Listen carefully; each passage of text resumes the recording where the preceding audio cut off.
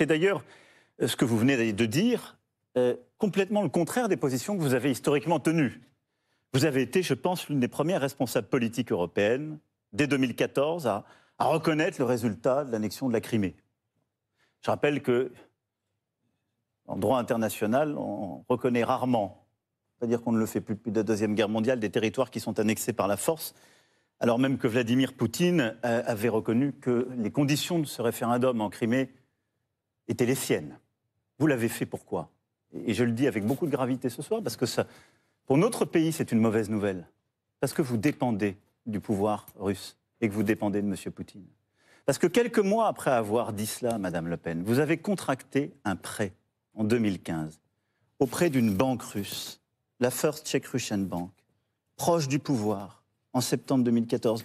Puis vous avez ensuite reboutiqué ce prêt auprès d'autres acteurs. Tout ça est totalement transparent, connu, notifié, notarié, qui sont impliqués d'ailleurs ensuite dans la guerre en Syrie.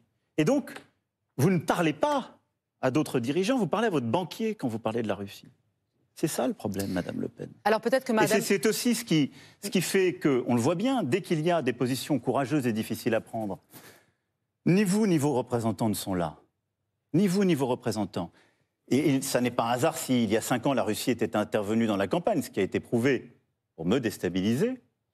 Et si vous avez toujours été ambigu sur le sujet, parce que vous n'êtes pas dans une situation de puissance à puissance, que vous ne pouvez pas défendre correctement sur ce sujet des intérêts de la France, parce que vos intérêts sont liés à des gens proches du pouvoir russe.